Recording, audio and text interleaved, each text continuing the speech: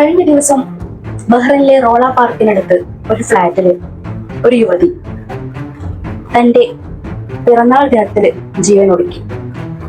പിറ്റേ ദിവസം നല്ല വസ്ത്രങ്ങൾ അണിഞ്ഞ് ജോലിക്ക് പോകാൻ തയ്യാറായവൾ, വളരെ സന്തോഷത്തിലുള്ളവൾ, എങ്ങനെയാണ് പെട്ടെന്ന് ആത്മഹത്യയിലേക്ക് അവളെ നയിച്ചത്? ഒന്നും കാണാതെ അവൾ ആത്മഹത്യ ചെയ്യില്ലല്ലോ. ആരാണവൾ? അതുല്യ, കൊല്ലം സ്വദേശി, 30 വയസ്സ്. അതുല്യ സതീഷ് എന്ന വാക്ക് ഞാൻ അതിന്റെ കൂടെ ചേർക്കണില്ല. കാരണം കൂടെ ചേർക്കാൻ പറ്റാത്ത ഒരു വ്യക്തിയാണവൻ. ക്രൂരനാണവൻ, സൈക്കോ ആണവൻ. എന്താണ് പറയാൻ കാരണം? ഒരു പെണ്ണ് തന്റെ ഭർത്താവിന്റെ പേര്, അല്ലെ ഇതാണ് എന്റെ ഭർത്താവ് എന്ന് തലയുയർത്തിപ്പിടിച്ച് പറയണമെങ്കിൽ ആ പെണ്ണിന്റെ ഭർത്താവ് അത്രത്തോളം മാന്യനായിരിക്കണം, ഒരു നല്ലൊരു വ്യക്തിയായിരിക്കണം. എങ്ങനെയാണോ അവൻ? സൈക്കോ, ഷെമ്മി സൈക്കോ, ഭീകരൻ, എന്ത് വേണം എന്ന് നമുക്ക് വിളിക്കാം. പണ്ടുമുതലേ പറഞ്ഞ് തഴമ്പിച്ച ഒരു ചൊല്ലുണ്ട്: പെണ്ണ് അബലയാണ്, പെണ്ണിന് ഭൂമിയോളം ക്ഷമ വേണം, പെണ്ണൊരു പൂവാണ്, മണ്ണാങ്കട്ടയാണ്, ഒന്നുമല്ല, പെണ്ണ് ഫയറാണ്.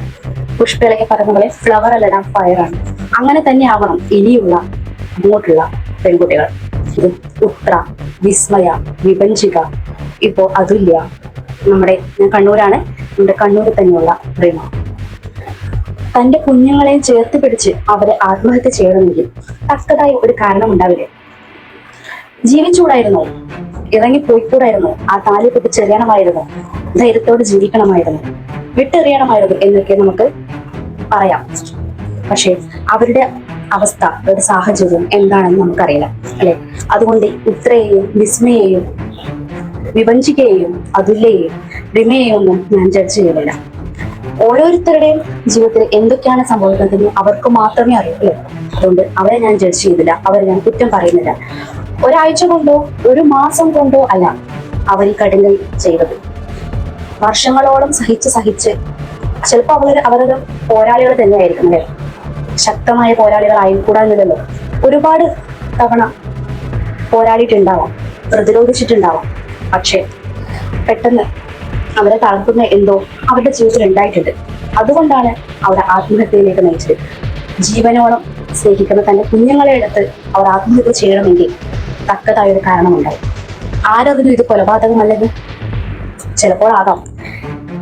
അങ്ങനെ ഒരാഴ്ച കൊണ്ട് ഒരു മാസം കൊണ്ടല്ല, വർഷങ്ങളോളം സഹിച്ച് അവരിങ്ങനെ ചെയ്യണമെങ്കിൽ തോന്നിയിട്ടുണ്ടാകാം ഒറ്റപ്പെട്ടു പോയത്. നിസ്സാരമല്ല ഈ വാക്ക് ഒറ്റപ്പെടൽ എന്നത്. ഒറ്റപ്പെട്ടു പോയി എന്ന് തോന്നിക്കൊണ്ട് തന്നെയാണ് അവർ ആത്മഹത്യയിലേക്ക് നയിച്ചത്. വീട്ടുകാരുണ്ട്, ഫ്രണ്ട്സ് ഉണ്ട്, നാട്ടുകാരുണ്ട്. എന്തുകൊണ്ട് കൂടെ നിർത്തില്ല? എന്തുകൊണ്ട് ചേർത്ത് പിടിച്ചില്ല? ഇങ്ങ് പോരെയോ, വിട്ടിറങ്ങി പോരെയോ എന്ന് എത്ര മാതാപിതാക്കൾ പറഞ്ഞിട്ടുണ്ടാകും ഇവരുടെയൊക്കെ. ചിലപ്പോ പറഞ്ഞിട്ടുണ്ടാകും, സാഹചര്യം കൊണ്ട് അവിടെ തളയ്ക്കപ്പെട്ടവരായിരിക്കാം അവർ. അതിന്റെ കേസാണ് ഇന്ന് ഞാൻ പറയുന്നത്. എന്താണ് PWDVA? 2005 protection of womens from domestic violence act. ഇതിൽ പറയുന്നുണ്ട്, സ്ത്രീകൾക്ക് നിയമപരമായിട്ടുള്ള സംരക്ഷണവും പിന്തുണയും നൽകുമെന്ന്. IPC സെക്ഷൻ 490 പറയുന്നത്, ഭർത്താവിന്റെ വീട്ടിൽ നിന്നും ഗാർഹിക പീഡനം അനുഭവിക്കുന്ന സ്ത്രീക്ക് ഭർത്താവിനെതിരെയോ ഭർത്താവിന്റെ വീട്ടുകാർക്കെതിരെയോ പരാതി നൽകാനുള്ള നിയമമാണ്. ഇതൊക്കെ നമ്മുടെ നാട്ടിലുണ്ട്, നിയമങ്ങൾ ഒരുപാടുണ്ട്. പക്ഷെ ഇതൊന്നും അനുഭവിക്കപ്പെടുന്ന സ്ത്രീകള്, പെൺകുട്ടികൾ അറിയുന്നില്ല. അറിഞ്ഞാലും അവർക്ക് പ്രതികരിക്കാൻ കഴിയുന്നില്ല. കാരണം അത്രത്തോളം മനസ്സുമടുത്ത് ജീവിക്കുന്നവരായിരിക്കാം. പണ്ട് മുതലേ കണ്ടുവരുന്ന ഒരു സമ്പ്രദായമാണ്, ഒരു പെൺകുട്ടി ജനിച്ചാൽ ആ പെൺകുട്ടി കല്യാണം കഴിപ്പിച്ച് അയക്കുന്നത് വരെ മാതാപിതാക്കൾക്ക് സമാധാനം ഉണ്ടാവില്ല. അവരുടെ ഏറ്റവും ഉറ്റ ലക്ഷ്യം എന്ന് പറയുന്നത്, പ്രധാന ലക്ഷ്യം എന്ന് പറയുന്നത്, ആ പെൺകുട്ടിയെ എങ്ങനെയെങ്കിലും ഒന്ന് കല്യാണം കഴിപ്പിച്ച് ഒരാളുടെ കീഴിലെത്തിക്കുക എന്നാണ്. മകളെ കഷ്ടപ്പെട്ട് പഠിപ്പിച്ചു വളർത്തി, ഇതൊന്നും അവർ ഓർക്കുന്നില്ല. എങ്ങനെയെങ്കിലും ഒരു കല്യാണം കഴിച്ച് അവരെ മറ്റൊരാളുടെ കയ്യിൽ ഏൽപ്പിക്കുന്നു. പിന്നെ സമാധാനമില്ല. കല്യാണം കഴിഞ്ഞ് പോയതിനു ശേഷം പിന്നീട് അവരുടെ ലോകം എന്ന് പറയുന്നത് ഭർത്താവിന്റെ വീടാണ്. അവിടെ എന്ത് വന്നാലും സഹിക്കുക, ക്ഷമിക്കുക, ഭൂമിയോളം ക്ഷമയുള്ളവരാകണം എന്നാണ് നമ്മളെല്ലാവരും പണ്ട് മുതലേ കേട്ടിട്ടുള്ള ചൊല്ലെന്ന് പറയുന്നത്. സൈക്കോ സതീഷിലേക്ക് വരാം.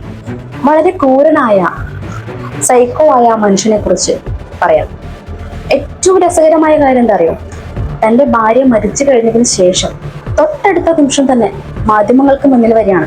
ഞാൻ അങ്ങനെ ചെയ്തിട്ടില്ല, ഞാൻ ഇങ്ങനെ ചെയ്തു, ഞാൻ അങ്ങനെ ചെയ്തു, ഞാൻ അവളെ ഉപദ്രവിക്കാറുണ്ട്, പക്ഷെ അവൾ എന്റെയാണ്. ആര് പറഞ്ഞു? കല്യാണം കഴിഞ്ഞ് ഒരു പെൺകുട്ടി കല്യാണം കഴിഞ്ഞ് എന്ന് കരുതി ഭർത്താവിൻ്റെതാണോ മുഴുവനായിട്ടും? അവൾക്കൊരു സ്വാതന്ത്ര്യമില്ലേ? അവൾക്കൊരു ഫ്രീഡം ഇല്ലേ? അവൾക്കൊരു പേഴ്സണാലിറ്റി, അവൾക്കൊരു ഐഡന്റിറ്റി ഇല്ലേ? അവൾ എന്റെയാണെന്ന് പറയാൻ അയാൾക്ക് എന്തധികാരം? ഞാൻ അവളെ ഉപദ്രവിക്കാറുണ്ട്, സത്യമാണ്, അത് സ്നേഹം കൊണ്ടാണ്. അവൾ എന്റെയാണ്. കുഞ്ഞ് എന്നൊക്കെയാണ് അവൻ അഭിസംബോധന ചെയ്തത്. കുഞ്ഞ്, എന്തൊരു സ്നേഹം! സൈക്കോകളുടെ പ്രധാന പെരുമാറ്റ ലക്ഷണം എന്ന് പറയുന്നത് ആദ്യം നന്നായിട്ട് സ്നേഹിച്ച് വീർപ്പ് കൂട്ടി, പിന്നീട് അവർ പറയുന്ന കാര്യം ചെയ്തില്ല എങ്കിൽ, അവർക്ക് വഴങ്ങുന്നില്ല എങ്കിൽ ക്രൂരമായിട്ട് മർദ്ദിക്കും. അതും കഴിഞ്ഞ്, മർദ്ദനം കഴിഞ്ഞ് അവരങ്ങ് ഒതുങ്ങി കഴിഞ്ഞു കഴിഞ്ഞാൽ ഇതുപോലെ വന്നിട്ട് ന്യായീകരിക്കും. അതാണ് ഇവനും ഇവിടെ ചെയ്തിട്ടുള്ളത്. അവളെ ഞാൻ ഉപദ്രവിക്കാറുണ്ട്, ശരിയാണ്, അവൾ എന്നെ ദേഷ്യം പിടിപ്പിച്ചത് കൊണ്ടാണ്.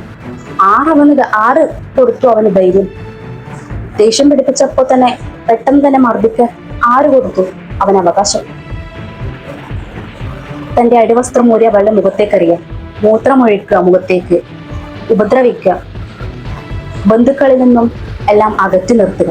ഇതൊക്കെയാണോ അവന്റെ സ്നേഹം? ഉപദ്രവിക്കുക, എന്നിട്ട് ഉപദ്രവിക്കുക, എല്ലാം കഴിഞ്ഞൊരു ന്യായീകരണം. തൊട്ടടുത്ത് തന്റെ സഹോദരി താമസിക്കുന്നുണ്ട്. അവളെ കാണാൻ പോലും സമ്മതിക്കാതെ ഫ്ലാറ്റിൽ പൂട്ടിയിട്ട് അവൻ ജോലിക്ക് പോകും. ഇതൊക്കെയാണോ അവന്റെ സ്നേഹം എന്ന് പറയുന്നത്? നമുക്കിനി സൈക്കോ സതീഷിന്റെ അമ്മയിലേക്ക് വരാം. ആ അമ്മയുടെ ഇന്റർവ്യൂ കണ്ട നമുക്ക് തീർത്തും മനസ്സിലാവും ആ അമ്മ നിരപരാധിയാണ്. ഒരമ്മയും സ്വന്തം മകനെ കുറ്റം പറയും, മറ്റാര് എതിർത്ത് പറഞ്ഞാലും, ഭാര്യ എതിർത്ത് പറഞ്ഞു, മക്കൾ എതിർത്ത് പറഞ്ഞു, സ്വന്തം അച്ഛൻ എതിർത്ത് പറഞ്ഞാൽ പോലും ഒരമ്മയും തന്റെ മകനെ, സ്വന്തം മക്കളെ കുറ്റം പറയാനോ തള്ളി പറയാനോ നിൽക്കത്തില്ല. പക്ഷെ അത്രത്തോളം ആ മകൻ ക്രൂരനായതിനാലാണ് ആ അമ്മയ്ക്ക് അത് പറയേണ്ടി വന്നത്. 4 വർഷം ശരിക്കും ഓർമ്മയില്ല, 4 വർഷമായി ആ അമ്മയുമായിട്ട് യാതൊരു ബന്ധവുമില്ല. ഈ സൈക്കോ സതീഷ് പറയുന്നത് ഇവൾ എന്നെ എന്റെ ബന്ധുക്കളിൽ നിന്നും എന്റെ അമ്മയിൽ നിന്നുമൊക്കെ അകറ്റിയെന്ന്. അങ്ങനെ പറയുന്നുണ്ടെങ്കിൽ ഒരു ഭാര്യ വന്ന് പറയുമ്പോൾ, അല്ലെങ്കിൽ മറ്റാരെങ്കിലും വന്ന് പറയുമ്പോൾ സ്വന്തം അമ്മയെ തള്ളി പറയാൻ പറ്റുമോ? അമ്മയുമായിട്ട് കോണ്ടാക്ട് നിർത്തണമെങ്കിൽ അവൻ എത്രത്തോളം സൈക്കോ ആയിരിക്കണം. ആ അമ്മ തന്നെ പറയുന്നുണ്ട്, തന്റെ മൂത്ത മകൻ മരിച്ചപ്പോൾ പോലും ഇവർ തിരിഞ്ഞു നോക്കിയിട്ടില്ല എന്ന്. അവർക്ക് അതാണ് സങ്കടം. അമ്മയെ നോക്കാതിരോ വിളിക്കാതിരുന്നതിലോ ഒന്നും അവർക്ക് അല്ല സങ്കടം. തന്റെ മൂത്ത മകൻ മരിച്ചപ്പോൾ പോലും ഇവര് തിരിഞ്ഞു നോക്കിയില്ല, ഈ സതീഷ് തിരിഞ്ഞു നോക്കിയില്ല എന്നതാണ് ആ അമ്മ എടുത്തെടുത്ത് പറയുന്നത്. എന്നിട്ടും സതീഷിന്റെ അമ്മ പറയുന്നത് തന്നെ വിളിക്കുകയോ തന്നെ സംരക്ഷിക്കുകയോ ഒന്നും ചെയ്യണ്ട, അവരുടെ പാട്ടിന് പോയതാണ്, അവര് ജീവിക്കട്ടെ, സന്തോഷമായിട്ട് ജീവിക്കട്ടെ എന്നെ അമ്മ പറയുന്നത്. എന്നെ തേടി വരരുത്, സതീഷ് ചെയ്ത ക്രൂരതയെ കുറിച്ച് പറഞ്ഞ് എന്നെ തേടി വരരുത്. സത്യമാണ്. സൈക്കോ സതീഷിന്റെ കാര്യം പറയുകയാണെങ്കിൽ കോമഡിയാണ് കേട്ടോ. റൂമിലേക്ക് വരുമ്പോൾ അപ്രതീക്ഷിതമായിട്ട് അവിചാരിതമായിട്ട് ഒരു മാസ്ക് അവിടെ കാണുന്നു. ഞാൻ മാസ്ക് ധരിക്കാറില്ല, പിന്നെ ആ മാസ്ക് ആരുടേതാ? നമുക്ക് എടുത്താൽ പൊങ്ങാത്ത ബെഡ്, ആ ബെഡ് അവിടെ അനങ്ങി സ്ഥാനം മാറിക്കിടുന്നു. ഒരു ബട്ടൺ കണ്ടു. ഇതൊക്കെയാണ് അയാൾ പറയുന്നത് ന്യായം. മരിച്ചു മണ്ണടഞ്ഞിട്ടുള്ള ആ ഒരു പെൺകുട്ടിയെ കുറിച്ചാണ് ഈ ക്രൂരൻ അവിടെ നിന്ന് പ്രസംഗിക്കുന്നത്. ലജ്ജയില്ല തനിക്ക്? തന്റെ സ്വന്തം ഭാര്യയാണ് മരിച്ചു കിടക്കുന്നത്, തന്റെ കുഞ്ഞിന്റെ അമ്മയാണ് മരിച്ചു കിടക്കുന്നത്. എന്നിട്ടും അവളെ ക്രൂശിക്കുകയാണ്, മരിച്ചു കഴിഞ്ഞിട്ടും അവളെ ക്രൂശിക്കുകയാണ്. സംശയത്തോടു കൂടി അവിടെ നോക്കുകയാണ്. എന്തിന്? തന്റെ നിലനിൽപ്പിന് വേണ്ടിയിട്ട്. അവനെ നിലനിൽക്കാനൊന്നും പറ്റില്ല. അവനറിയാം അവൻ അവസാനിച്ചു. പക്ഷെ ചെറിയൊരു കണ്ണിയെങ്കിലും രക്ഷപ്പെട്ടെങ്കിലും ഒന്ന് കരുതിയിട്ടാണ് അവൻ ഈ കളിക്കുന്നതൊക്കെ. അവന്റെ മുഖം നോക്കിയാൽ അറിയാം അവൻ മദ്യപിച്ചിട്ടുണ്ട്. അവന്റെ സങ്കടവും കണ്ണീരൊന്നുമല്ല അങ്ങോട്ട് കാണുന്നത്. അവൻ നിരന്തരമായി മദ്യപിക്കുന്ന ഒരു വ്യക്തിയാണ്. ഒരുപാട് അനുഭവിച്ചെങ്കിലും പിന്നെയും ഒരു ജോലിയൊക്കെ കിട്ടി തന്റെ മകൾക്ക് വേണ്ടി ജീവിക്കാം എന്ന് കരുതിയ അവൾ തന്റെ പിറന്നാൾ ദിനത്തിൽ അവൾ ആത്മഹത്യ ചെയ്യണമെങ്കിൽ അതുവരെ സന്തോഷത്തോടുകൂടി നിന്ന പുതുവസ്ത്രങ്ങളൊക്കെ വാങ്ങി പിറ്റേന്ന് ജോലിക്ക് പോകാൻ വേണ്ടി ഒരുങ്ങി നിന്ന അവള് പെട്ടെന്ന് ആത്മഹത്യ ചെയ്യണമെങ്കിൽ എന്തോ ഒരു ക്രൂരത ഇവിടെ നടന്നിട്ടുണ്ട്. ഒന്നുകിൽ അവൻ അവളെ കൊന്നു, അല്ലെങ്കിൽ സഹിക്കാൻ പറ്റാത്ത വിധം അവളവിടെ എന്തോ അനുഭവിച്ചു എന്ന് തന്നെ പറയാം. ഇങ്ങനെ പിൻവലിയുന്നത് ഇത്രയും വീഡിയോസ്, ഇത്രയും തെളിവുകൾ അവൾ നിരത്തിയിട്ടുണ്ട്. അവൾക്ക് പരിക്കേറ്റതും പല കാര്യങ്ങൾ അവൾ വീഡിയോയിൽ തെളിവുകളായിട്ട് അവൾ നിരത്തിയിട്ടുണ്ട്. പല തവണ വീഡിയോ കോൾ ചെയ്യുമ്പോഴൊക്കെ ഇതൊക്കെ കാണിച്ചു കൊടുത്തിട്ടുണ്ടാവാം. എന്നിട്ടും എന്താണ് ഒരു ആക്ഷൻ എടുക്കാതിരുന്നത്? ഇങ്ങ് പോരെ എന്ന് പറഞ്ഞ് അവൾ വിളിച്ചിരുന്നുവെങ്കിലും അവൾ ചിലപ്പോൾ വരില്ലായിരിക്കും. കാരണം മകളുടെ ഭാവി എന്തെങ്കിലും ഒക്കെ ചിലപ്പോൾ ഇയാളുടെ നാടകം, സ്നേഹപ്രകടനങ്ങളൊക്കെ കണ്ട് അവിടെ നിർത്തപ്പെട്ടിട്ടുണ്ടാമോ. പക്ഷെ അതൊക്കെ നാടകമാണ് എന്ന് പറഞ്ഞ് എന്തുകൊണ്ട് മനസ്സിലാക്കിയിട്ടുണ്ടായിട്ടില്ല? ഇന്ന് പോരെ, നീ നിർബന്ധമായി ഇന്ന് വരണം, അവിടെ ഇന്ന് നിൽക്കണ്ട എന്ന് പറയാമായിരുന്നു. എന്തുകൊണ്ട് പറഞ്ഞെന്ന് പറയുന്നു? കല്യാണം കഴിഞ്ഞ ഒരു പെൺകുട്ടി വീട്ടിലേക്ക് വന്ന് താമസിക്കുമ്പോൾ നാട്ടുകാർ പറയും മോശമല്ലേ എന്നൊരു ചിന്താഗതിയാണ്. കല്യാണം കഴിഞ്ഞ പെൺകുട്ടി പിന്നെ ഇവിടെ വന്ന് നിൽക്കുന്നതിന് എന്തെങ്കിലും പ്രശ്നം ഉണ്ടാവും, ഇവരുടെ തെറ്റുകൊണ്ടാകാം എന്നൊക്കെയുള്ള നാട്ടുകാരെ പേടിച്ചിട്ട്, സമൂഹത്തെ പേടിച്ചിട്ടാണ് ഇവരെ മിണ്ടാതിരിക്കുന്നത്.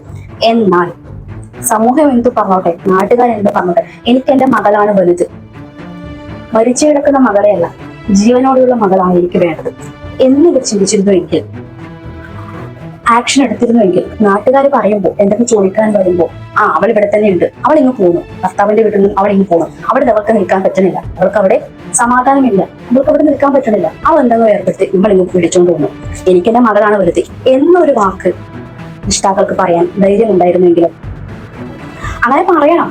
അങ്ങനെ പറയുന്ന ഫാമിലിയിലേക്ക് ഒരു നാട്ടുകാരും ഒരു സമൂഹവും എത്തി നോക്കത്തില്ല. ഈ വീഡിയോ ഞാൻ ചെയ്യുന്നത് നിനക്കത് ചെയ്യാമായിരുന്നില്ലേ, പിന്നെ നിനക്ക് മരിക്കണ്ടായിരുന്നു, നിനക്ക് വീട്ടിലേക്ക് വരാമെന്ന നമ്മുടെ ഇരകളെ കുറിച്ച് ഞാൻ പറയണില്ല. അവരെ ഞാൻ ജഡ്ജ്മെന്റ് ചെയ്യുന്നില്ല. കാരണം അവരുടെ അവസ്ഥ അവർക്ക് മാത്രമേ അറിയുള്ളൂ. അവർ അത്രത്തോളം അനുഭവിച്ച് ഇത്രയും വർഷമായിട്ട് അവർ അനുഭവിക്കുന്നതാണ്, ഇന്ന് ലക്ഷങ്ങളായിട്ട് അവർ അനുഭവിക്കുന്നതാണ്. അതിൽ നിന്നും സഹിക്കാൻ പറ്റാത്ത എന്തും ഉള്ളത് കൊണ്ട് മാത്രമാണ് അവർ ആത്മഹത്യയിലേക്ക് നയിച്ചത്. അതുകൊണ്ട് അവർ പോരാളികൾ തന്നെയാണ്, അവരെ ഞാൻ പറയത്തില്ല. പക്ഷെ ഇനിയും ഇതുപോലെ സങ്കടങ്ങൾ പേറുന്ന എത്രയോ പെൺകുട്ടികൾ പല വീടുകളിലും ഉണ്ടാകാം, എത്രയോ അമ്മമാര് ഉണ്ടാകാം. ഇതുപോലെ മക്കൾ വന്ന് പരാതി പറയുന്നു കേൾക്കേണ്ടി വരുന്ന രക്ഷിതാക്കളും ഉണ്ടാവും. എന്റെ ഈ വീഡിയോ കണ്ടിട്ട് ആർക്കെങ്കിലും ഒരാൾക്ക് ബോധം വരട്ടെ എന്ന ഒരു പ്രാർത്ഥനയാണ് എനിക്കുള്ളത്. പല പെൺകുട്ടികളും പല വീടുകളിലും പല ചൂഷണങ്ങൾ അനുഭവിക്കുന്നുണ്ട്. ഭക്ഷണമില്ലാതെ ഒരു പെൺകുട്ടി മരിച്ച് പോസ്റ്റ്മോർട്ടം ചെയ്തപ്പോൾ ആ പെൺകുട്ടിയുടെ വയറ്റില് ഒരു തരി അന്നമില്ല, ഭക്ഷണമില്ല, ആ കുട്ടിക്ക് ഭക്ഷണം കൊടുത്തിട്ടില്ല. ഇത്രയും അനുഭവിക്കാൻ മാത്രം പെൺകുട്ടികൾ എന്ത് തെറ്റാണ് ചെയ്യുന്നത്? പെണ്ണായി പോയി എന്നതുകൊണ്ട് എന്തിനാണ് സമൂഹം ഇങ്ങനെ ആവുക? ചിലപ്പോൾ ചില പെൺകുട്ടികൾ ധൈര്യത്തോടെ ധീരയായിട്ടൊക്കെ നടന്ന ആ പെൺകുട്ടി ബോൾഡ് ആണെന്നല്ല പറയാം, അത് മോശമാണ്, അത് ശരിയില്ല എന്നാണ് സമൂഹം പറയുന്നത്. എന്തിനാണ് പെൺകുട്ടികളെ ക്രൂശിക്കുന്ന സഹോദരന്മാര് അവരിത് അനുഭവിക്കുന്നുണ്ടെങ്കിൽ ദയവ് ചെയ്ത് ഇതുപോലെ ആത്മഹത്യയിലേക്ക് പോകരുത്. അവരോട് എനിക്ക് പറയാനുള്ളത് ധൈര്യത്തോടെ മുന്നോട്ട് പോവാം. ബന്ധം വേർപ്പെടുത്തണമെങ്കിൽ വേർപ്പെടുത്തുക. തന്റെ മക്കൾക്ക് വേണ്ടി, തന്റെ വീട്ടുകാർക്ക് വേണ്ടി, തനിക്ക് വേണ്ടി, തനിക്ക് ജീവിക്കണ്ടേ, സന്തോഷത്തോടെ സമാധാനത്തോടെ ജീവിക്കണ്ടേ. ഇതുവരെ ക്രൂരത ചെയ്യുന്ന ഭർത്താവിനെയോ അല്ലെങ്കിൽ ഭർത്താവിന്റെ വീട്ടുകാർക്കോ അടിമയായിട്ട് നിങ്ങൾ ജീവിക്കണ്ട. നിങ്ങൾ അതിനാണോ പഠിച്ചത്? നിങ്ങൾ അതിനാണോ വളർന്നത്? കുഞ്ഞുണ്ടെങ്കിൽ നിങ്ങൾ അതിനാണോ കുഞ്ഞുങ്ങൾക്ക് ജന്മം നൽകുന്നത്? ധൈര്യത്തോടെ മുന്നോട്ട് പോകണം. ഒഴിവാക്കേണ്ടത് ഒഴിവാക്കുക തന്നെ വേണം. ഈ വീഡിയോ കണ്ടിട്ട് ആർക്കെങ്കിലും അങ്ങനെ തോന്നിയിട്ടുണ്ടെങ്കിൽ പല രക്ഷിതാക്കൾക്കുള്ള വീഡിയോ ആണിത്, പല എന്റെ സഹോദരിമാർക്കുള്ള വീഡിയോ ആണിത്, പല ഭർത്താക്കന്മാർക്കുള്ള വീഡിയോ ആണ്. അങ്ങനെ ഇത്രയുമാണ് ഞാൻ എൻ്റെ ഈ വീഡിയോയിൽ പറയാൻ ആഗ്രഹിക്കുന്നത്. ആദ്യമായിട്ടാണ് ഞാൻ ഇങ്ങനെ ഒരു റിയാക്ഷൻ വീഡിയോ ഞാൻ ചെയ്യുന്നത്. കാരണം ഇങ്ങനെയൊക്കെ കണ്ടപ്പോൾ നമ്മുടെ ഉത്രയുടെ കേസ്, വിസ്മയുടെ കേസ് വന്നപ്പോൾ മുതൽ എനിക്കിങ്ങനെ ചെയ്യണമെന്ന് ഭയങ്കരമായിട്ട് എൻ്റെ മനസ്സിലുള്ള കാര്യം എനിക്ക് പറയണമെന്ന് ഭയങ്കരമായിട്ടുള്ളൊരു ഇത് എനിക്കുണ്ടായിരുന്നു. പക്ഷെ പല കാരണങ്ങളോ ഞാനത് പിന്നോട്ട് വലിക്കുകയാണ് ചെയ്തത്. പക്ഷെ എൻ്റെ ഈ വീഡിയോ കണ്ടിട്ട് ആർക്കെങ്കിലും ഒരു ധൈര്യം തരാൻ പറ്റിയെങ്കിൽ അതെൻ്റെ ഏറ്റവും വലിയ ധൈര്യത്തോടെ മുന്നോട്ട് പോവുക. ന്യായത്തിന്റെ ഭാഗത്ത് എപ്പോഴും ശരിയുണ്ടാവുകയുള്ളൂ. ഇത്രയും പറഞ്ഞുകൊണ്ട് ഞാൻ എൻ്റെ വീഡിയോ അവസാനിപ്പിക്കുകയാണ്. ബൈ.